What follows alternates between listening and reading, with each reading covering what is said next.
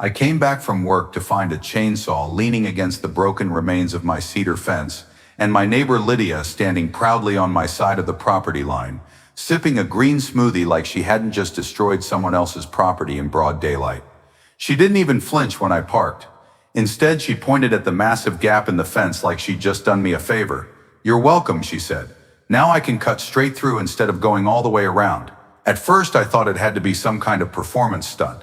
But no, Lydia had literally carved a 10-foot opening in my fence just because she didn't want to walk an extra 60 feet to her driveway. My jaw hadn't even dropped yet before she added, "And don't bother fixing it." I checked. "Your fence is on my easement. I'm just reclaiming what's mine." Normally, I'm not one for drama. I pay my bills, trim my lawn, and prefer peace over conflict. But the smirk she gave me when she said reclaiming lit a fuse inside me. Not anger, not panic, just cold disbelief. The truth was, my fence wasn't anywhere near her property line. And the funniest part, Lydia had only lived next door for 6 months. She bought the rundown house on the corner, slapped a coat of beige paint on it, and suddenly acted like she was president of the neighborhood committee. She'd already reported me twice to the imaginary HOA, once for overgrown grass, and once for having a creepy garden gnome. I thought those were random bursts of nosiness. But this was intentional. So I asked her directly, "Did you seriously take a chainsaw to my fence just for shortcut access?" She answered like I'd asked if the sky was blue. "It's not your backyard. It's community space. You just fenced it off and pretended it was yours." I nodded slowly, not because I agreed, but because I was trying to process the absurdity without short-circuiting.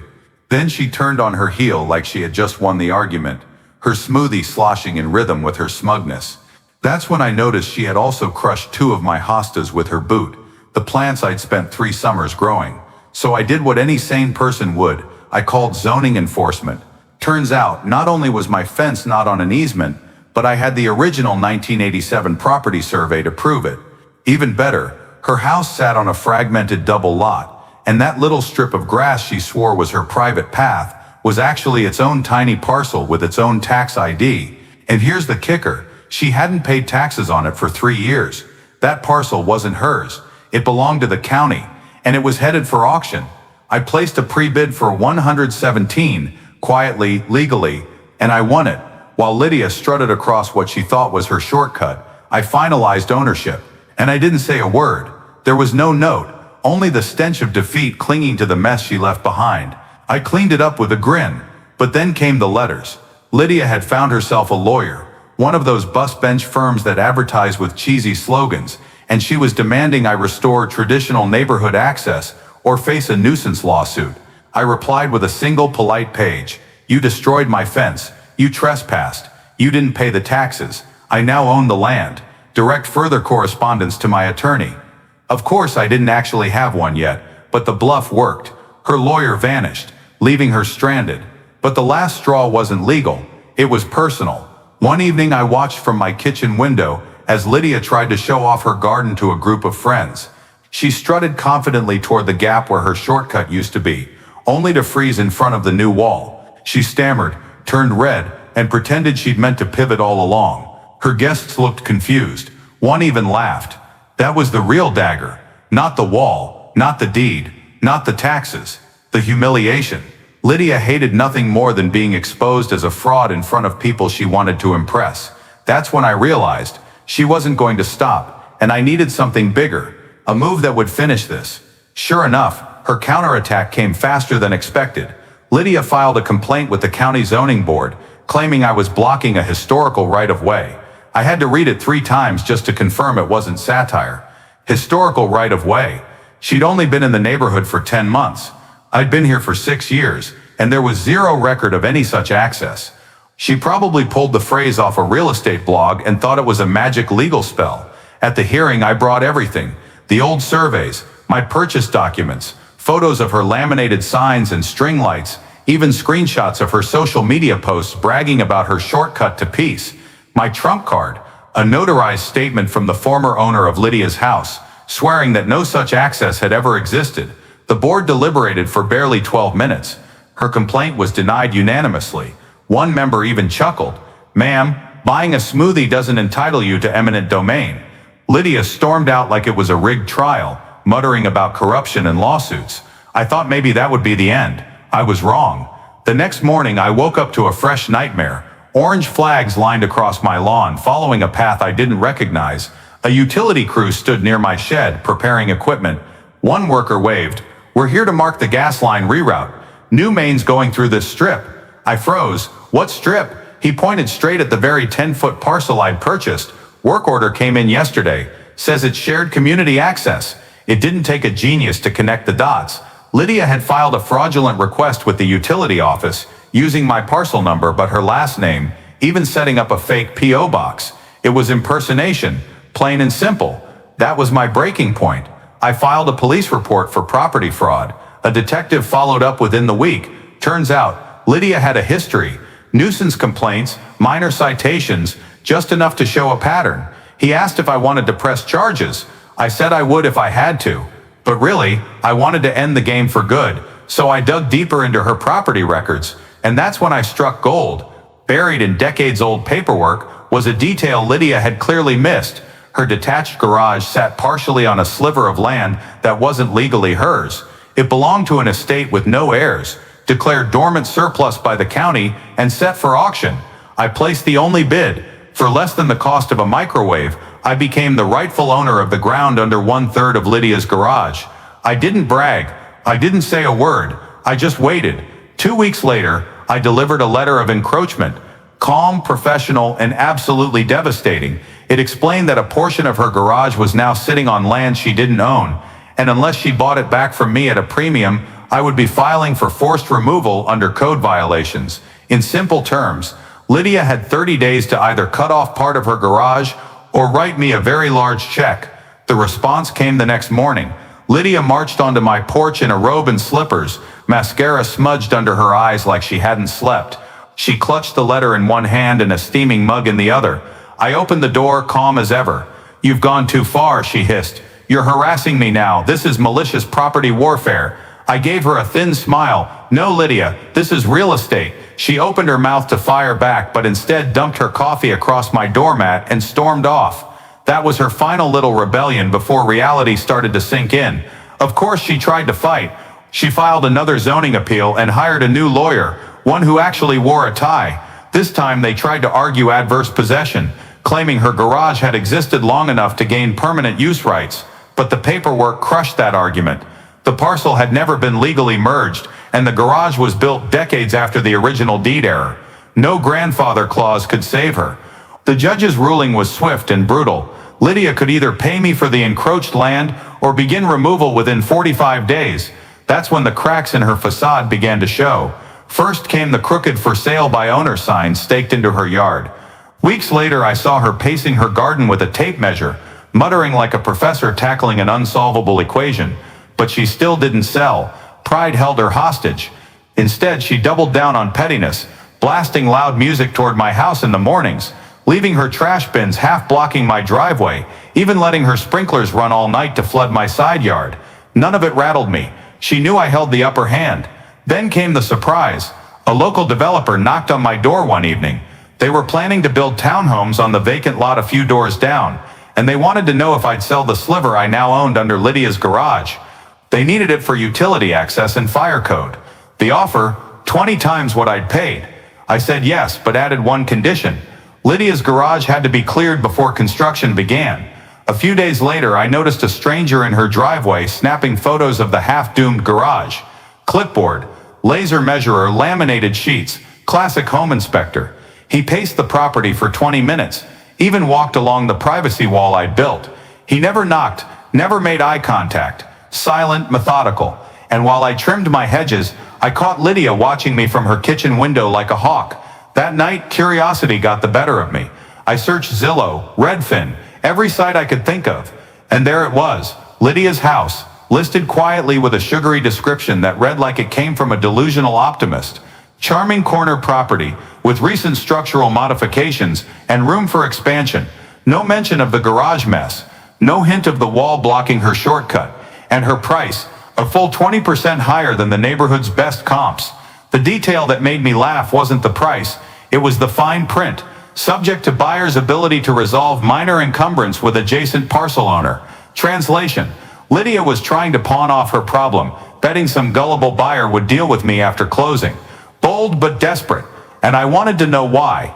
It didn't take long. My buddy Nick works in title insurance. After I bribed him with a steak dinner and 2 bourbons, he ran a search. What he found made my eyebrows jump. Just 3 months after moving in, Lydia had taken out a massive home equity loan, more than double what she'd paid for the house. Rising interest rates and missed payments had ballooned the debt, and after the garage fiasco, the property's value had tanked. She owed more than the house was worth. That explained everything. The crooked sign, the laughable listing, and the sudden friendliness. It began small, a wave from her porch, a compliment on my new lawn edging, a box of generic cookies left on my doorstep with a note. No hard feelings. I didn't touch them. I knew better. Lydia wasn't capable of peace, only strategy. And sure enough, 2 days later, she knocked on my door again. She looked different this time. Not smug, just tired. Her hair was frizzed from the humidity, her makeup melting halfway down her face. I wanted to talk, Lydia said. I nodded silently. Look, she began. I know we've had our issues, but this has gotten out of hand. We're neighbors. We don't have to be enemies.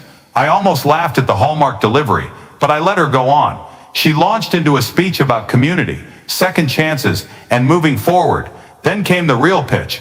If I can sell the house, I can pay off the loan, but I need your cooperation. Just a simple letter saying you're open to negotiating access to the strip. Nothing binding, just symbolic. It'll help me close. We can make it work for both of us. There it was. The entire performance boiled down to one favor that would give her everything she wanted while leaving me exposed. I smiled politely and said, I'll think about it. She seemed hopeful, even relieved. But once she left, I got to work. What Lydia didn't realize was that I'd already been approached by serious cash buyers about the garage parcel. She thought I was just sitting on it out of spite. She had no clue I was actively entertaining offers that would bury her situation even deeper. Then came another twist. A letter arrived, not from Lydia, but from a legal firm representing a Shell LLC. Their message: our client is interested in acquiring parcel num 08771B and will offer a generous settlement. I Googled the LLC. Dead end, except for one name on the paperwork. Lydia's cousin, registered 3 states away. She was trying to buy the land from me anonymously, assuming I'd take the bait. Instead, I called the lawyer directly. I told them I'd only sell if the deal included everything: the strip, the garage, and her entire property. I quoted a number so outrageous it was practically a joke. 3 days later, Lydia stormed onto my porch again. No makeup this time, just raw fury. You think you're clever, she snapped. Do you honestly think you can bleed me like this? Buyers are walking away. You're ruining everything. I stared straight at her. No, Lydia, I'm protecting what's mine. You started this when you cut down my fence. Remember? She sputtered, stomped off, but I knew the dam had cracked. I decided to push harder. I printed flyers. For sale. Investment opportunity. Partial ownership of 114 Sycamore via access parcel rights. I taped them to the privacy wall, a nearby lamppost, even dropped one into a local Facebook group famous for real estate gossip. The neighborhood went wild. Speculation exploded. I never mentioned names. I didn't have to. Everyone knew. Lydia called the cops, claiming harassment. The officer took one look at my deed, shrugged, and said, weird but not illegal. I offered him a cold soda and sent him on his way. That weekend, a small moving truck appeared in her driveway. Not a full departure, just valuables. Foreclosure prep maybe, or surrender. Either way, I wasn't done. I closed with the developer, who had once made me an offer. I agreed on 2 conditions: written demolition deadlines and permission to install surveillance during the transition. They signed without hesitation. Meanwhile, I uncovered yet another gem in county records: a forgotten easement behind Lydia's house. Once a utility corridor, long abandoned, and about to be auctioned over $6,142 in unpaid administrative fees. Lydia had turned it into her sad tranquility zone garden, complete with warped bench and creepy gnome. She hadn't noticed the notices. I paid the $6,142 and took the deed. Now I legally owned her rear access strip, the shortcut parcel, and the ground beneath her garage. On paper, they were random scraps. Together, they were a noose. When my landscapers and I walked the new perimeter with measuring tape, Lydia burst out in panic. What are you doing now? She demanded. Measuring my property, I replied, calm as ever. My backyard, she shrieked. I handed her a deed copy. I'd advise moving your gnome before it gets hauled with the debris. She clutched the statue like a child and backed away in silence. Word spread fast. Neighbors started joking that I owned her backyard. Someone even taped a sign to the community mailbox. Coming soon, Lydia's house. Some assembly required. But she still clung on. Her listing dropped in price. Photos recropped to hide the missing garage. It was all smoke and mirrors. Then one afternoon, a black Mercedes with dealer plates pulled into her driveway. A man in a tailored suit pulled out blueprints, taking precise measurements. He wasn't an agent. He was representing someone big, likely a developer aiming to bulldoze her mess into townhomes. I made 2 calls. First to the planning department checking zoning. Second, to my buddy Nick. Within a day, I had confirmation. A request had been filed to rezone Lydia's property as mixed-use residential. That would have undone everything. So I rallied the neighborhood. Flyers, petitions, formal objections. By the time the zoning board met, we filled the room. Lydia didn't show, but her mystery buyer did, suit and lawyer in tow. They crumbled under the board's questions. The decision was delayed, likely dead. Days later, Lydia's listing vanished. Then came the U-Haul. Not full surrender, just enough to sting. I saw her on the porch one last time. No anger, no glare, just resignation. But she wasn't done. A quiet title action popped up in county filings. Her last Hail Mary to claim my shortcut parcel through continuous use. The problem? She hadn't lived there long enough, and I had a mountain of evidence against her. At the hearing, her lawyer presented the claim half-heartedly. The judge asked me one question. Why did you name your property Lydia's Shortcut Memorial Park? I smiled, because ignoring boundaries has consequences. The courtroom chuckled. The judge denied her claim immediately. It should have felt like a triumph, but it was quieter than that, like exhaling after holding your breath too long. I didn't hate Lydia. I pitied her. She didn't crave land. She craved control. When she lost it, she unraveled. Now her house sits abandoned, bank-owned, overgrown. Meanwhile, I turned her failed shortcut into a park. Benches, shrubs, bird feeders, even a wooden archway carved with the words, "Boundaries make good neighbors." Sometimes people ask me who Lydia was. I just shake my head and say, long story. Because in the end, it wasn't about her. It was about peace. And maybe, just maybe, the reminder that sometimes the quiet neighbor isn't the pushover. Sometimes he owns the land under your house.